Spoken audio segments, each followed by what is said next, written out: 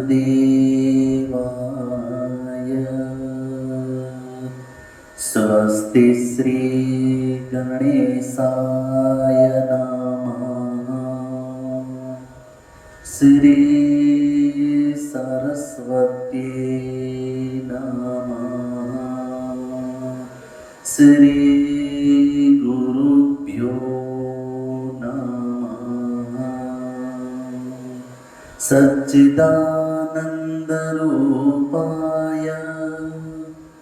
विश्वोत्पत्त्यादिहेतवे तापत्रय विनाशाय श्रीकृष्णाय वयं नुमः।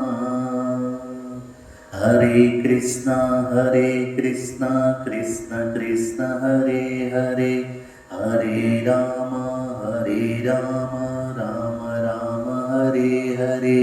हरे कृष्णा कृष्ण कृष्ण हरे हरे, हरे राम राम राम हरे हरे।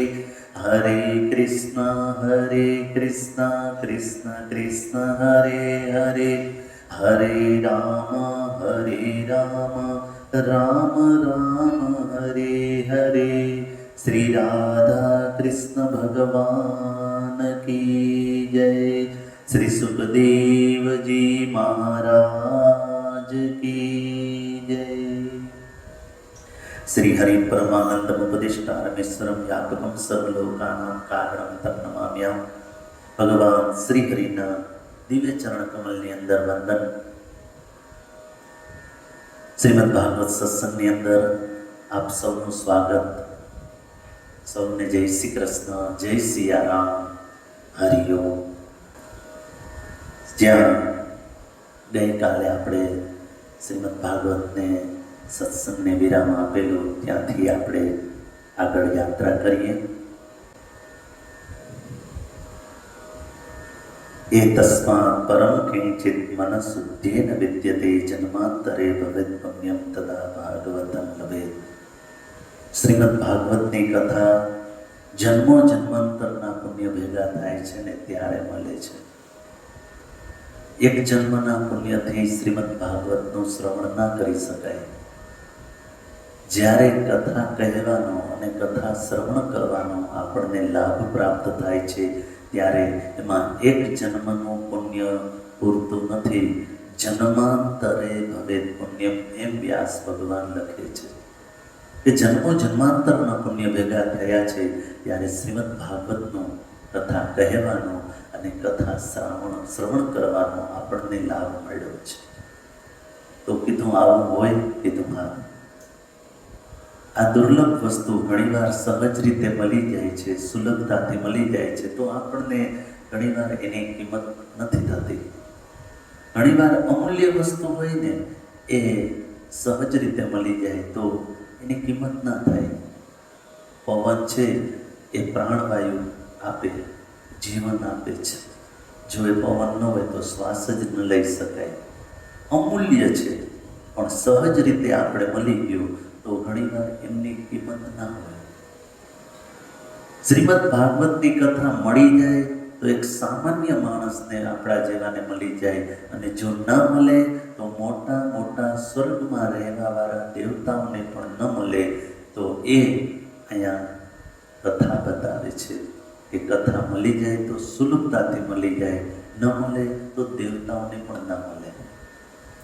જ્યારે સુખદેવજી મહારાજ શ્રીમદ ભાગવતની કથા પરીક્ષિતને સંભળાવે છે અને જ્યાં પ્રારંભ કરે છે ને ત્યાં તો સ્વર્ગમાંથી દેવતાઓ અમૃત કુંભ લઈને આવ્યા અને ત્યાં રાખી અને વંદન કરી સુખદેવજીને કીધું કે મહારાજ, અમે આ પરીક્ષિત માટે આ અમૃતનો કુંભ લીધો લઈ આવ્યા છીએ। આ અમૃતનો એ પાન કરશે એટલે એ 7 દિવસ નહીં, એનું મૃત્યુ જ નહીં થાય, અમર બની જાય। ત્યારે સુખદેવજીએ દેવતાઓ સામે જોયું અને વિચાર કર્યો કે આ લાલો લાભ વિના ન લોટે।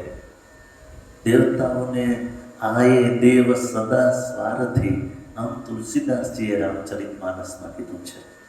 સુખદેવજી મહારાજે પણ શ્રીમદ ભાગવતમાં કીધું છે કે દેવતાઓ સ્વાર્થી છે, તો એ એમને એમ ના આવે અમૃત જેવી અમૂલ્ય વસ્તુ દેવા માટે, પણ આવ્યું છે પરીક્ષિત માટે. એટલે પરીક્ષિતને કીધું કે ભાઈ જો આ તારા માટે આવ્યું છે, હવે તારી શું ઈચ્છા છે એ તું કે, પછી નિર્ણય કથા કેને સંભળાવી કેને ન સંભળાવી એ નિર્ણય હું કરીશ.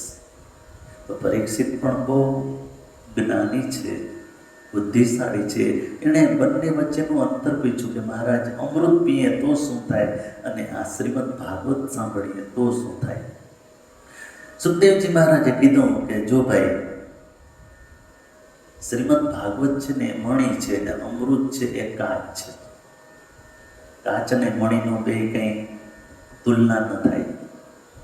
બીજી વસ્તુ, તું અમૃત પીશ તો અમર બનીશ, મૃત્યુ નહીં આવે, આ શરીર ટકશે. પણ જો કથા અમૃત પીશ ને તો શું થશે? કે તો હું દિવ્ય જીવી બનીશ. અમૃત પીશ તો દીર્ઘજીવી બનીશ, કથા અમૃત પીશ તો દિવ્ય જીવી બનીશ. હું તને મૃત્યુથી તો નહીં બચાવું, પણ તારી જે મૃત્યુ પ્રત્યેનો એક ડર છે એ તારી નજર એ દ્રષ્ટિનું એવી રીતે કેળવીશ કે તું એમ કહીશ કે હવે તો મૃત્યુનો હું વાટ જોઉં છું, એ ભલે આવે, તારો મૃત્યુ હું મંગલમય બનાવી દઈશ. તો અહીંયા પરીક્ષિતે કીધું કે મહારાજ મારે અમર નથી બનવું, આ સંસારની ઝંઝટમાં પાછું નથી જવું, હવે તો મને તમે દિવ્ય જીવી બનાવો, મારે શ્રીમદ ભાગવતનું પાન કરવું છે. પરીક્ષિત મહારાજનો જવાબ સાંભળી સુખદેવજી મહારાજ અહીં કહે છે કે હે દેવતાઓ, ક્યાં કાચ અને ક્યાં મણી, આ બંને વચ્ચે કઈ વિનિમય થાય?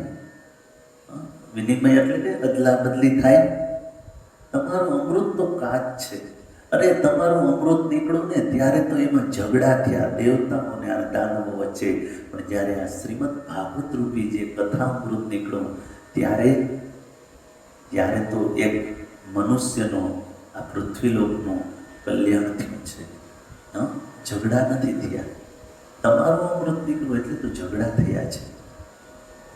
કથા સાંભળવા નથી આવ્યા, તમે શોધો કરવા આવ્યા છે. અને એ પણ એ કાચ અને મણી એની વચ્ચે એની ક્યાંય સોદો થાય, એની અદલા બદલી થાય? માટે હે દેવતાઓ, હવે તમને કથા નહીં મળે. જો મળી જાય તો સહજતાથી મળી જાય, ન મળે તો મોટા મોટા દેવતાઓ રહી જાય, સમજી લ્યો. અને એ અમૃત લઈને આવ્યા એકમાત્ર આ ઘટના છે કે જ્યાં દેવતાઓ અમૃત લઈને ગયા હોય, બાકી ક્યાંય નથી ગયા. બહુ મહેનત કરી ત્યારે દેવતાઓને આ અમૃત મળ્યું છે, એમને નથી મળ્યું. એ અમૃત લઈને ક્યાંય નથી ગયા. જોજો આ શ્રીમદ ભાગવત કેટલી શ્રેષ્ઠ છે. આ શ્રીમદ ભાગવત જ્યારે સુખદેવજી કરે છે ત્યારે દેવતાઓ અમૃત લઈને આવ્યા. આ અમૃત સામાન્ય નથી, સામાન્ય નથી. અરે ભગવાન શ્રી હરિને આ અમૃતને જ્યારે સમુદ્રમાંથી બહાર કાઢવાનો તો 4 અવતાર લેવા પડ્યા. એકમાત્ર આ ઘટના છે કે ભગવાને એક જ લીલામાં, એક જ કાર્યમાં 4 અવતાર લીધા હોય, બાકી એકમાં નથી લીધા. 4 અવતાર લીધા. ભગવાન શ્રી હરિ અજીત અવતાર લીધો, દેવતાઓ બાજુ રહી શક્તિનો સંચાર કરે છે અને એ મેરુ મંદરાચલને ખેંચે છે. અજીત અવતાર લીધો. બીજો પૂર્વ અવતાર લીધો, સમુદ્રને તળિયે મેરુ મંદરાચલ વયો ગયો તો એણે પૂર્વ અવતાર લીધો અને પૂર્વ બની એ સમુદ્રમાં ગયા અને મેરુ મંદરાચલને પોતાની પીઠ ઉપર ધારણ કર્યો. આ બીજો અવતાર. ત્રીજો અવતાર ભગવાને ધનવંતરી બનીને આવ્યા, અમૃતકૂપ બહાર લઈને આવ્યા. અને ચોથો અવતાર ભગવાન મોહિની અવતાર લઈ અને દૈત્યોને છેતરી અને દેવતાઓને અમૃત પાયું. આ 4 અવતાર આ એક જ કાર્યમાં ભગવાન શ્રી હરિએ લીધા. આ એક જ એ અવતાર આ ઘટના છે, બાકી 4 અવતાર ક્યાંય નથી લીધા. મારે શું કહેવું છે ખબર છે? આ અમૃત સામાન્ય નથી, પણ એનાથી પણ જો અમૂલ્ય હોય, એનાથી પણ જો ઊંચું હોય, વિશેષ હોય તો આ શ્રીમદ ભાગવત છે. ત્યારે તો એ અમૃત દઈને કથા અમૃત લેવા આવ્યા, દેવતાઓ માટે શ્રીમદ ભાગવત શું છે એ અહીંયા સુખદેવજી બતાવે છે. દેવતાઓને ના આપી ભાગવત. દેવતાઓને જ્યારે રજા દીધી, દેવતાઓ નીકળી ગયા, પછી જ શ્રીમદ ભાગવતની શરૂઆત કરી. સમજી લ્યો, સ્વર્ગમાં રહેતા દેવતાઓ પાસે અમૃત છે, પાતાળમાં અસુરો રહે છે, તો એની પાસે સંજીવની છે. તો પૃથ્વીલોકના વાસીઓ પાસે શું છે? તો કે કથામૃત છે. તવ કથામૃતમ તપ્ત જીવનમ. શ્રીમદ ભાગવત રૂપી કથામૃત છે એ પૃથ્વીલોકના જીવો માટે છે. તો સ્વર્ગમાં દેવતાઓ પાસે અમૃત છે, પૃથ્વી ઉપર કથામૃત છે, અને પાતાળમાં રહેતા અસુરો પાસે સંજીવી નામની અમૃત છે. તો અહીંયા શ્રીમદ ભાગવત છે એને શ્રેષ્ઠ સિદ્ધ કર્યું છે. દેવતાઓને જ્યારે રજા દીધી, શ્રીમદ ભાગવતની શરૂઆત સુખદેવજીએ કરી, અને 7 દિવસ શ્રીમદ ભાગવતના શ્રવણ માત્રથી પરીક્ષિતનો મોક્ષ થયો. અને હાહાકાર ત્રિલોકમાં થઈ ગયું કે 7 દીમાં કથા સાંભળવાથી મોક્ષ. બ્રહ્માજી સુધી વાત પહોંચી, અને બ્રહ્માજીએ એક શાસ્ત્ર શ્રીમદ ભાગવતનું એક બાજુ મૂક્યું, છાપડા લીધા કાંટા, એક બાજુ શ્રીમદ ભાગવત મૂક્યું, ને એક બાજુ બધા શાસ્ત્રો અને પુરાણો મૂક્યા. તો એમાં શ્રીમદ ભાગવત જે બાજુ હતું એ પલડું નમી ગયું. આનો અર્થ શ્રીમદ ભાગવત શ્રેષ્ઠ સાબિત થઈ. આ રૂપાત્મક છે. આના દ્વારા બ્રહ્માજી શું કહેવા માંગે છે કે એક શાસ્ત્રોનો, બધા શાસ્ત્રોનો એણે અભ્યાસ કર્યો, તુલનાત્મક કર્યો, અને પછી એમાં શ્રીમદ ભાગવત શ્રેષ્ઠ સિદ્ધ થયું, આમ કહેવા માંગે છે. તો શ્રીમદ ભાગવત શ્રેષ્ઠ છે એવું અહીંયા શ્રી વ્યાસજી પ્રતિપાદિત કરીને બતાવે છે. તો આજે અહીંયા આ સત્સંગને, કથાને વિરામ આપીએ. આગળની કથા આપણે આવતીકાલે એના દર્શન કરશું. હરે કૃષ્ણ કૃષ્ણ કૃષ્ણ હરે હરે, હરે રામ રામ રામ હરે હરે. શ્રી રાધા કૃષ્ણ ભગવાન કી જય.